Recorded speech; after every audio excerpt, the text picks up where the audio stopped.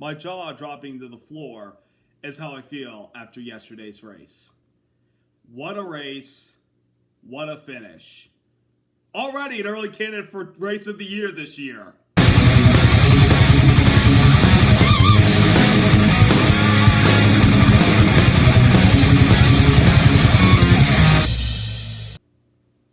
Hey there, race fans. It's Race Day Top 5 with me, Frank 5, Atlanta Motor Speedway. It's hot, it's slick, and it sure is fast. And yesterday, already race 2 into the season, we put together an amazing product with phenomenal racing all day long, capped off with a thrilling finish for the victory, with the driver that came out on top getting a much-needed win. Let's get into all that happened yesterday in Atlanta. Number 1, Suarez at the line. Daniel Suarez with a thrilling pass, 3 wide, outside, a 3 wide finish coming to the line. Here's the 3 wide finish. Whoops, sorry, that was the wrong one. That's from the movie Cars. There's the one that you were expecting. That's the finish. Daniel Suarez won the Ambetter Health 400 by 3 1,000ths of a second ahead of second place Ryan Blaney, 7 1,000ths of a second ahead of third place Kyle Busch, and then Austin Cindric and Bubba Wallace. What a big win for Daniel Suarez to win in that type of fashion and conclude that race the way it ended. It was just absolutely unbelievable. A big win as well for Daniel Suarez. Starting off in the race, he was caught up in an early lap 1 collision where when I looked at that car, I thought he was done for the day. But they taped the car up nicely. There was no suspension damage to the toe link or the wheels whatsoever, and they carried on for the rest of the race. They kind of hung around the middle of the pack to around the top 15 to top 20 for most of stage number 1 and stage 2. But by the time we got to the final stage and the track cooled down, he started to slowly work his way up towards the front of the field. And I'm like, after watching that car getting wrecked early on in the race, how is he even running up there? But he did a great job. He was able to make passes and was able to take the lead late in the race and had a good leading car when he was out front pulling the pack. But then there were times he got kicked back. On the final restart, he was the leader, but then he got passed by Ryan Blaney, and I thought, unless if he gets the right pass, push from behind, there's no way Suarez could get up there and challenge for the win, especially with how good Blaney is on these type of drafting tracks, and he blocks better than a lot of other guys do. But Suarez got the run when Kyle Busch made a 3 wide pass to the outside of Blaney, heading off into turn number 3 as Blaney was trying to drive the brake and trying to hold back the lane that was coming behind him. It wasn't enough as Busch was able to make a move to the outside, and as he was doing that, Suarez was able to go outside as well, and they were all 3 wide from turn 3 all the way back to the start-finish line, and it was a photo finish. NASCAR had to carefully analyze with the speed replay camera they had marked at the start-finish line. The yellow line at the start-finish line indicates who got to the finish line in first place, and it showed by just mere inches, again, 3 1,000ths of a second, that Daniel Suarez is our second winner of 2024. And this is a big win for Daniel Suarez in general. If you followed his journey through NASCAR, came to NASCAR in 2014 after running some years in Mexico in the Mexican Series. Then he got a full-time opportunity with Joe Gibbs Racing in Xfinity in 2015. The following year, he won the championship. But then he was thrusted up into the Cup Series in 2017 after the sudden retirement from Carl Edwards. His rookie year was pretty good. Second year, not so good. And that's what left him to being kicked out in favor of Martin Truex Jr., who was, at the moment was jobless because Furniture Row Racing was shutting down, but Gibbs picked up Truex and left Suarez without a ride. Well, then Kurt Busch went off to Ganassi, and Suarez took the 41 car, and I thought that was a big opportunity for him to exceed and perform well. Well, he did okay, but they didn't make the playoffs, and he was let go at the end of the year in favor of up-and-coming star Cole Custer. Suarez had a disappointing 2020 campaign driving for Gaunt Brothers Racing. They weren't competitive, they weren't running up at the front, and they missed the Daytona 500 because they didn't have a charter and they got wrecked out in their dual race. Then later in the year, Suarez announced that he would be joining the new Trackhouse team that was basically taking the assets and the charter from Germain Racing that was closing operations at the end of 2020. Suarez found a home with Trackhouse Racing. In their first year, they did pretty well. Then they acquired the assets from Ganassi, Chip Ganassi's team, after he announced that he'd sold all of his assets to Trackhouse. Suarez had a new teammate with Ross Chastain, and their first year together as teammates, Suarez actually was running very competitively. He was running up at the front on a consistent basis, had a few chances early in the year to win, and then he finally got his breakout win at Sonoma in 2022, celebrating in front of all the fans and his fan base that he calls Daniel's Amigos. And he was able to make the playoffs and made it all the way to the round of 12 before he got eliminated, but it was still a good season nonetheless. But last year, Suarez took a step backwards, which I was pretty disappointed in, because I thought after 2022, I expected big things from him in 2023, but that wasn't the case. They struggled, they were inconsistent, they weren't really running up at the front a lot, and they missed the playoffs. And even though entering this year, he signed a contract extension at the beginning of last year, I felt like that this was a big pressure-packed year for Suarez, because if he didn't step up, if he didn't run it consistently up at the front and maybe win races, he could have been let go by Trackhouse team, and he would have probably been without another ride. I think yesterday's win, for the moment, keeps those questions about his future away for the time being. I think now his job security with Trackhouse Racing is secure, but let's see how he does going forward. I'd like to see him win another race this year. If he can win another race or two, I got a great feeling that Suarez is staying at Trackhouse for the rest of his career. This kid puts in all the effort as best he possibly can. He puts a lot of pressure on himself, but he wants to live up to it and tries his best on the racetrack and gives it his all. And this is big for him, not just, again, the pressure of winning the race yesterday in that photo finish after being caught up in an early wreck and his job security. But look at last weekend at Daytona. He had a chance to win the 500 or at least finish in the top 10 till he was caught up in that big one with 10 laps to go in the backstretch into turn 3. His car was totaled. He couldn't continue. It's a shame because it looked like he had a good chance to run up front and battle it out and maybe help his teammate Ross Chastain win that race, or maybe even put himself in position to win if things had gone his way. But this weekend, he bounces back and wins in a thrilling finish at the line. And big congratulations to Daniel Suarez, who, by the way, this year is working with the new crew chief and Matt Swiderski, replacing Travis Mack, who went to Colleague Racing in their Cup program. This is 2 races in, and you guys already have a win together. I'd say that's a nice start to this new pair. So a big congrats to Daniel Suarez and the number 99 team in Trackhouse Racing yesterday. Number 2, coming up short, and I mean literally short, are Ryan Blaney, our defending Cup champ, and 2-time Cup champion Kyle Busch. Both of them were just 3 1,000ths of a second and 7 1,000ths of a second from winning yesterday's race. I mean, Ryan Blaney, I expected coming into yesterday's race that he would have one of the fast race cars. And from the drop of the green flag, it showed. He got up towards the front. He was able to battle it out and lead a lot of the race. And then he fell back in the middle of the pack for a little bit, just kind of riding around, drove around with his teammates, Joey Logano and Austin Cindric, while those two were flip-flopping the lead with a couple other drivers. And then as the track cooled down, Blaney started to get back up towards the front and stay ahead of all the chaos that transpired late in the race. Blaney still, I felt like the last lap of the race, if he had dragged the brake a little bit more, he would have been able to hold off Kyle Busch and prevent him from making a move, and probably would have been home free for the victory. But unfortunately, that was not the case, as Busch was able to get a big run down the backstretch and pass Blaney to the outside. It looked like coming to the start-finish line that Blaney had it, but as the camera showed at the start-finish line in slow motion, it was Suarez ahead of Blaney by just that much. But a great effort for Ryan Blaney and the 12th team, overcoming last week's wreck at Daytona. Then we have Kyle Busch, who won the truck race on Saturday for Spire Motorsports. He, from the drop of the green flag, was fast. Took the lead right away and held it while we were running laps under yellow, cleaning up the early wreck. And then he was still running up at the front. Then he got kicked to the middle of the pack, got into Denny Hamlin towards the end of stage 1, and he kind of stayed around the middle of the pack for the most part. I mean, they were focusing on their car to be set up for speed rather than handling. And this type of racing that we have in Atlanta now, the handling became a factor. When he got deep in the pack, Kyle Busch really didn't get back up there. He got caught for speeding during his green flag pit stop in stage number 2. A couple cautions into stage number 3. The final stage, he got his lap back, and then he started to slowly work his way back up the field like I saw him do 3 times at Daytona last week. But he got back up there, and he had a chance at the very end of that race. And that's all you could say. And after the race, both Ryan Blaney and Kyle Busch got out. You know, they were bummed not to win the race, but they were both very happy with how they executed their races, and both enjoyed the finish of that race and the racing in general. Now, I'm going to get into the racing a lot later, and I know there's going to be a lot of fans that are very happy with what we saw yesterday. But Blaney and Busch said they had a good time yesterday, and despite coming up short, they're proud of the efforts they both put on the track yesterday. It's only a matter of time before both of them will get a win this season. It'll be soon, I can guarantee you that. But great efforts by both former champions, just coming up short of winning yesterday.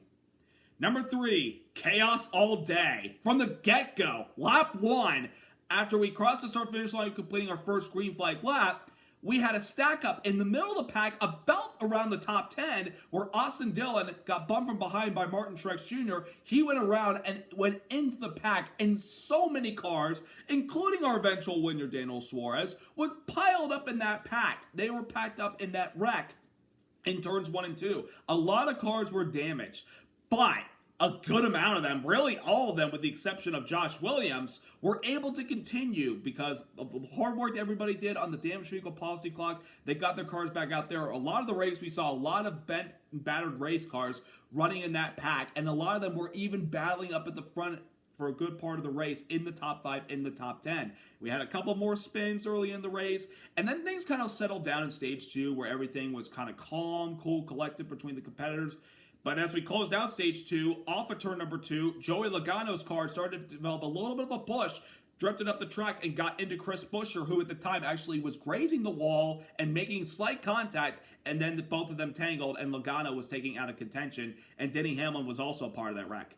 And then the final stage, as the track cooled down, it got a little intense. It was a little bit racy, and a few more incidents happened. And of course, with about 40 laps to go, Brad Keselowski, who at the most of the race was hanging out at the back, worked his way up to the field, got a little loose in turn 3 and 4, and the car went around and got collected by Kyle Larson and Corey LaJoie. That's 5 races in a row in this new Atlanta configuration that Kyle Larson has been in an incident, unfortunately. And then we got a couple laps later, Chase Briscoe running 4 wide down the backstretch with Hamlin, our eventual winner Suarez, and I couldn't tell who the other car was 4 wide outside. It might have been Kyle Busch. Hamlin looked like he was trying to back out of there and escape the 4 wide, and he just clipped the 14 of Chase Briscoe. Briscoe went around, hit the 11 car, and went back up the track and into the outside wall. Nobody hit the 14 car while he was spinning around and hitting the wall, thankfully, but just a tough break for a couple guys that had a chance to come out of there with a solid finish or maybe even win the race. I mean, from lap 1, that big wreck, then we had the spins, and a couple of incidents at the end of stage 2 and all of stage 3. It was chaos out there yesterday. A lot of battered cars, but a lot of them were able to continue, considering that those crew members put a lot of work in, and there wasn't a lot of significant damage to some of those guys like I thought there probably was. Number 4, missed opportunity for Todd Gillan. Todd Gillan so far this year, folks, has been very, very fast. From last week at Daytona, he was up at the front of the lead and led some laps and even led the halfway point in his number 38 Ford. That car is a rocket ship. Then he got caught in the middle of the pack, got stuck there, and was caught up in that big one with 10 laps to go, knocking him out of contention. This week, he bounces back in a ways. He brought back a lot of speed from Daytona on this drafting track in Atlanta that we have now. He started in 4th spot on the outside lane behind his teammate, pole sitter Michael McDowell. Gilliland ran up at the front all day long with the likes of Penske, Trackhouse, Gibbs, Richard Childress Racing, some of the Hendrick cars that were still alive and didn't have so much damage that time until later in the race. Other teams, they were running up front with the big dogs all day. And of course, now they have this alliance with Team Penske. They could be more competitive and probably running up at the front in most of these races that we go up from here and the rest of the schedule. But Gilliland had a very fast race car. I mean, he stayed up there all day long. The final stage, he still had that speed and was still running up at the front of the pack. But then he got kicked to the middle of the pack, and then a couple restarts later, he had to come down pit road under green because I think he had a tire going down, and that sucks because that car looked like the best car yesterday, especially when he was out front, a clean air, and he was able to pass in the middle of the pack. That car had the speed. It's just a shame that, 2 races into the season, he's had fast cars, but hasn't had the results to show for it. He's led double the laps this season already than he had led the entire portion of last year. This Gilliland kid has a lot of potential, folks. I'm not saying that he could find himself in one of the big teams down the road. There's a chance he could. But what he's doing right now with Front Row Motorsports and the speed so far, unbelievable. This kid could be maybe the sleeper pick to make the playoffs this year if he keeps this performance up down the road. But yesterday was a great car for Todd Gilliland, a very fast machine. Unfortunately, a missed opportunity getting shuffled late and having to pit under green. Definitely sucks, but I definitely think he'll bounce back in the next couple races.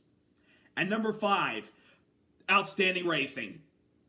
Pretty much all I gotta say. The racing yesterday, folks, Say what you want about the new configuration in Atlanta. This racing yesterday was outstanding. Outstanding. 3 wide racing all day long. There were times when they were 4 wide. I'm like, you can do that at Atlanta of all places? You can do that? These guys had a handful yesterday. Yes, there were a lot of guys going back and forth, not just because some of the cars were running out there with some minimal contact and damage, but there were some the cars that escaped a lot of chaos yesterday early on until late in the race that were battling a lot of handling issues. Some cars came to Atlanta focused on handling while others focused on speed. For the guys that focused on handling, you had a good handling car and were able to make some of those passes. If you came for speed, if you stayed up at the front of the pack, you have a chance to stay up there. But when you get kicked to the back of the pack, that's a whole different story of how your car is going to do back there. Probably isn't going to make the moves that you were hoping to do up at the front of the pack versus back around 10th, 12th, 14th, 15th place.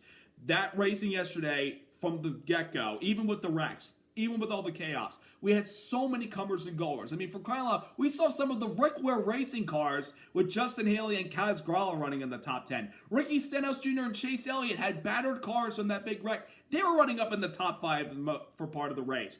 I mean, you could overcome from being 2 to 3 laps down and get back up there and have a chance to try to run up front with the boys. I mean, that racing yesterday, this has been the best Atlanta race in this configuration I've seen. I mean, the racing in general, since we've tried out this new Atlanta configuration, has been pretty good.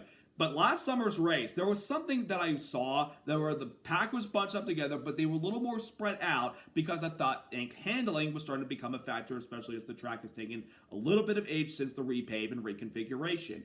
We saw that a lot yesterday, especially with the sun being out. Nice weather, by the way, for the entire weekend after some rain that we had at Daytona, forcing both Cup and Xfinity to be run on President's Day.